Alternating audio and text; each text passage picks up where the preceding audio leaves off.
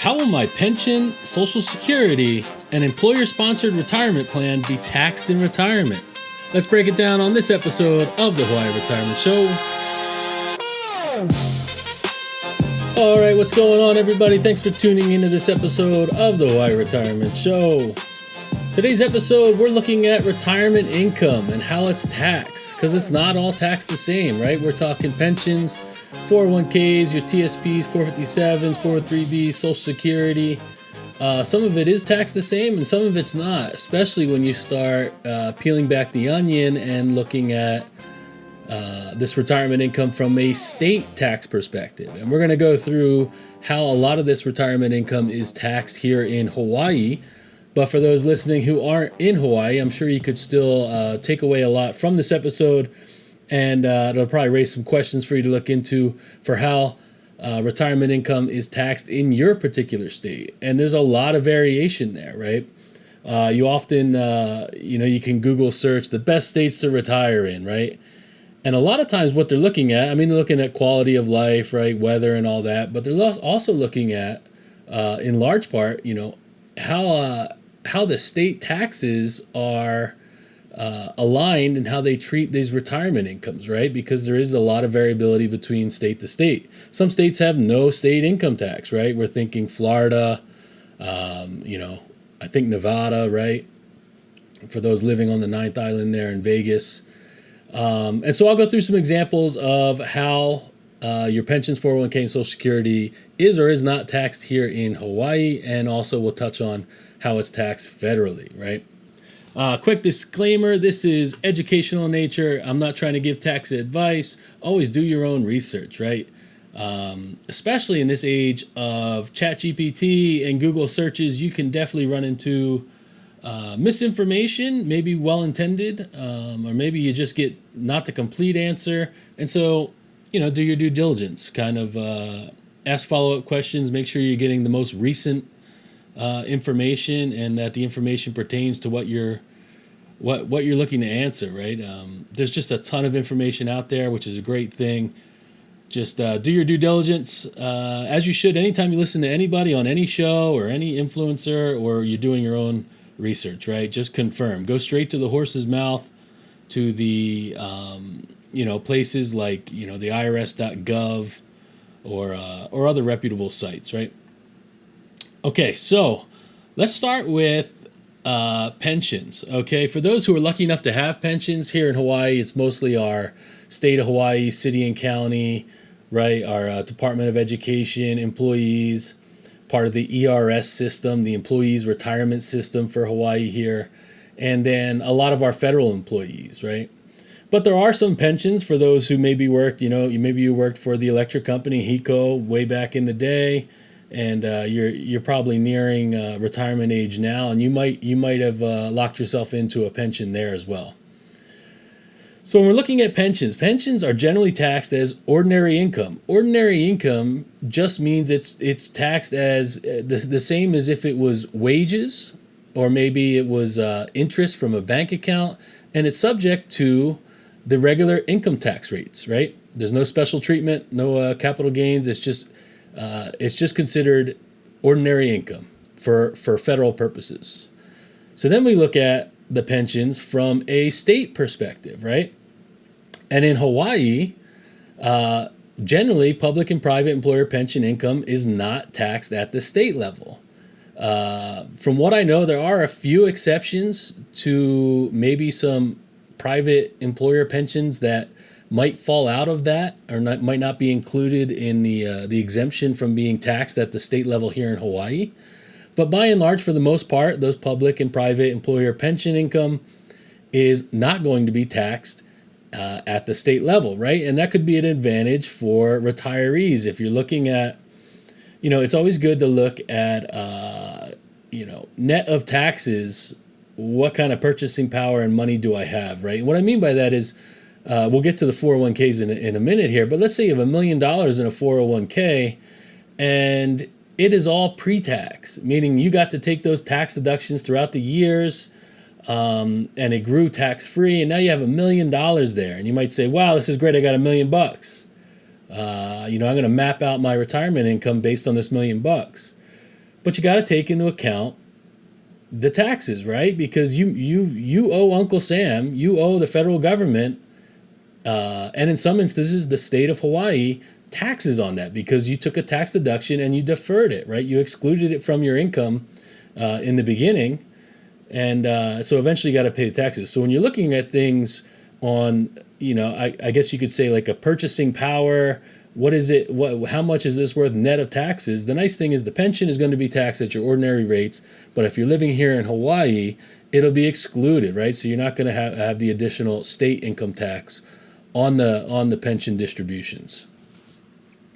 Okay, let's roll along to 401ks. Now we're talking about 401ks. We're talking about employer-sponsored retirement plans more broadly, right? So we're including in here the TSPs, your 403Bs for those working at University of Hawaii, and I believe the Department of Ed is those 403Bs as well as the 457s and any 401ks. There's just a bunch of them out there, and the way they're treated for tax purposes, they all have unique rules around them and kind of eligibility, distribution rules, but they're all treated the same for tax purposes. And what I mean by that is they're going to be in one of two buckets, right? You're going to have your pre-tax, meaning you're traditional, you took the tax deduction, it grows tax deferred. Those are always going to be taxed federally. But then also with these plans, we have the Roth flavor, right? Which means you didn't take a tax deduction. It was after-tax dollars put in. It's going to grow tax-free. And when you go to take those distributions in retirement, you won't pay any taxes on them, right? So we have our Roth and traditional within these employer-sponsored retirement plans. Pretty obvious stuff. Most of you are very familiar with it. And that's at the federal level. So now let's look at the state level. And for those not in Hawaii, do a quick Google search or look up how your state treats and taxes these distributions from employer-sponsored retirement plans. Now, for Hawaii, it's kind of interesting because the employer-funded portions, right? So we all know that there's a match a lot of times, right? If you're in the TSP, right, you're getting that, whatever it is, 4 or 5% match. Those are employer-funded portions, right? They're not employee. You as the employee. It's not what you're contributing. It's the employer. Now, it's important to make that distinction when it comes to state tax treatment of the distributions here in Hawaii.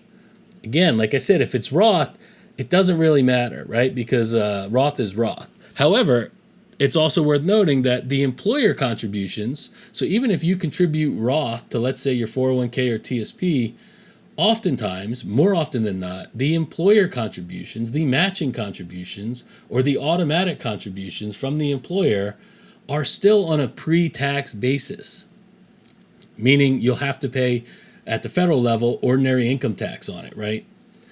Now, Hawaii does not tax the employer-funded portions. So let's say you had this TSP, right? And let's say you had $1 million in there and 100,000 of that came from the government with matching and automatic contributions, right? That $100,000 is employer-funded portion. So when you go to take a distribution from that $1 million portfolio and there's $100,000 that was the employer-funded portions, you don't have to pay state taxes on anything on that 1/10 that pertains to the employer-funded portions.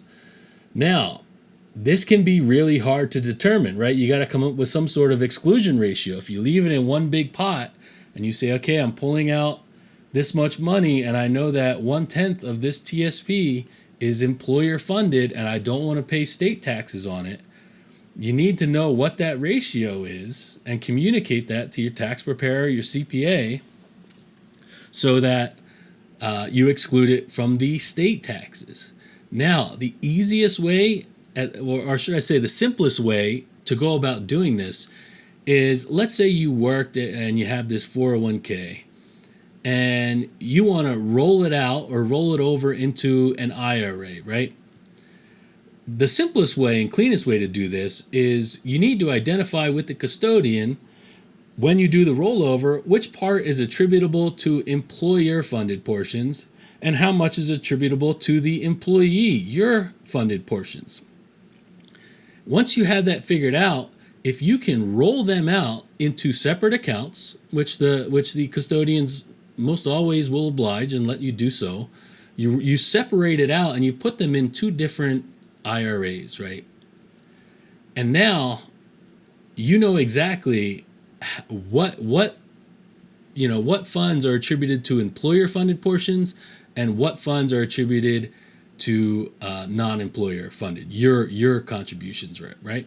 And as it continues to grow, you can at least have a visual. You see these two accounts and you say, okay, this is this is the portion that won't be taxed at the state level. This is the portion that is, right? So you can figure out that exclusion ratio. You can figure out, how much you can exclude from the state tax treatment there. Okay, so it's a good one. That's a key point that is often overlooked, is just being mindful. If you forget this, and let's say you roll the whole thing into an IRA and it gets all mixed up and you change the investments, it's really hard to go back and determine, well, how much of this is attributable to employer versus employee contributions. So if you can separate it out at the time that you're rolling it out, or if you leave it in there, you can work with the custodian of the 401k or the TSP to determine, how much is attributable to, employee versus employer contributions. And that's kind of the big thing I wanted to highlight on this episode because it's often overlooked. It takes a little bit of effort and time for record keeping. And like anything, when you're dealing with taxes, it has to be communicated because nothing is going to say this on your 1099-R for your CPA or enrolled agent or tax preparer to know, or if you're doing it yourself.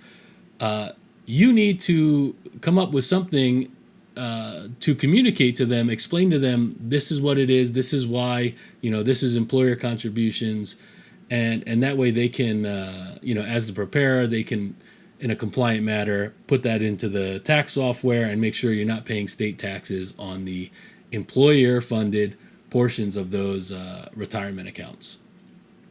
We're not going to touch on IRAs here. We're just kind of looking at pensions, 401ks, which is our TSPs, and our 457s, 403bs. And lastly, let's look at Social Security. So again, federally, I think I did an episode on this quite a while back, but there's a formula for figuring out how much of your Social Security will be taxable. And there's a chance that none of your Social Security is taxable if your modified adjusted gross income, or they use the term provisional income, it's below a certain threshold, right? More often than not, for most people, I would say the average person, at least some of the Social Security in retirement will be taxable. So there's a formula I'm not going to get into of how they figure it out, but just know it's anywhere from 50% up to 85%. So the max you will be taxed, the way the tax law is written right now, is up to 85% of your Social Security benefit could be taxable, right? And that's at the federal level.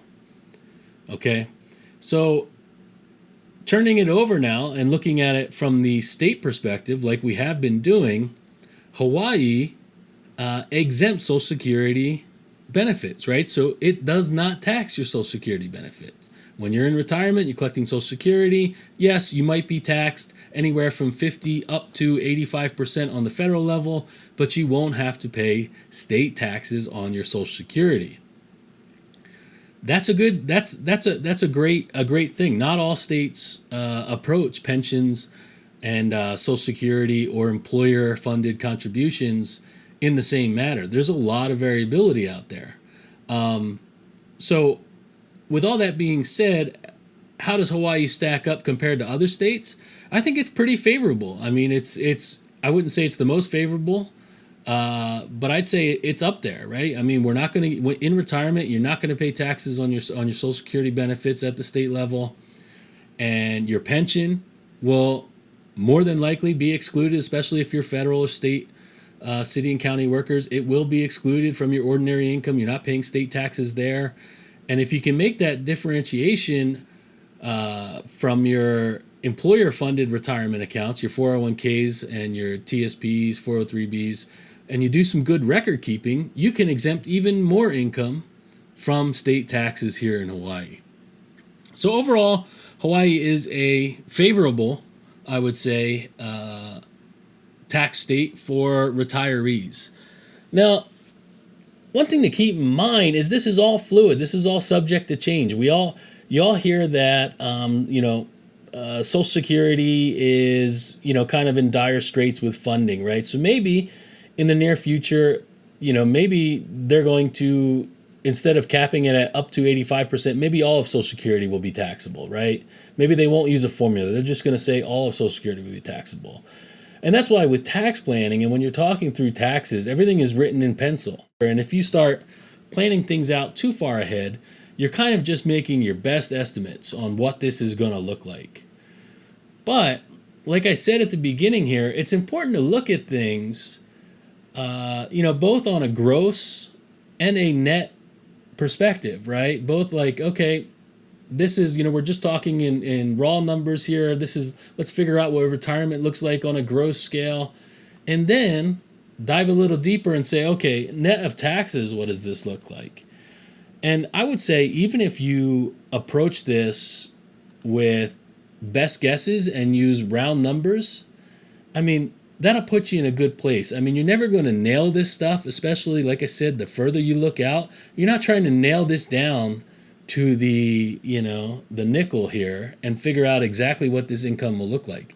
You could try, especially in the near term, but you're just trying to guesstimate what is this going to come to, what are my tax implications of my retirement income, and then you can start to play around with how you want to distribute funds from your Roth IRAs or your Roth 401ks or your pre-tax 401ks and TSPs, or when am I going to turn on Social Security? How does that affect my overall tax picture?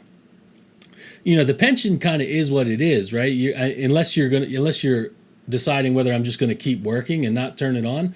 But typically most people, the pension starts as soon as you retire. Social Security, there's a little more leeway. Maybe I'm going to defer a little while, right? Maybe I'm going to pull funds from here and hope to minimize my tax burden. I guess the overall picture here and the overall message is the goal of tax planning, and none of this is advice, is you're trying to minimize the amount of taxes that you can pay over your lifetime, not in any one given year, right? That's why some people like to do Roth conversions. You might say, wow, you're going to pay more taxes this year. I'm not going to do the Roth conversion. But the mindset is, well, hopefully if I pay the taxes now and there's a lot of growth and I won't have to pay the taxes later, and maybe I'm in a favorable bracket now and I won't be in as favorable of a bracket later. All these things go into it, and you really can get lost in the weeds when you start trying to dissect this stuff too much. Like I said before, and you hear out there in the financial planning space, you don't want to let the tax tail wag the dog, right? You don't want to let this stuff be your number one driver for making decisions, although it is important. But you also want to not take it into consideration at all, right? You want to factor it in. So, yeah, I'll leave you with that. Sorry, it's been a while since I posted here. I was traveling around. I'm going to try to get a few guests lined up to have on the show coming up, and we'll see what happens. Hopefully everybody is doing well as we head into the summer here. If there's anything in particular you'd like me to talk about on the show going forward, email it over to aloha@hawaiiretirementshow.com, and I'll catch you on the next one. The opinions and statements presented on this show are for general information only and are not intended to provide specific advice or recommendations. Never make any investment or financial decisions based on information offered on this show without first consulting your financial, legal, or tax advisor. All economic and performance information mentioned on the show is historical in nature and is not indicative of any future results. All indices mentioned on this show are unmanaged and cannot be invested in directly. All information is believed to be from reliable sources. However, we make no representation as to its completeness or accuracy. Lastly, all opinions expressed by Jason Katita and any guests on the show are solely their own opinions and do not reflect the opinions of or are endorsed by ToBA ToBA Financial. For Jason Katita, investment advisory services are offered through ToBA Financial LLC, a registered investment advisor offering advisory services in the state of Hawaii and in other jurisdictions where exempt from registration.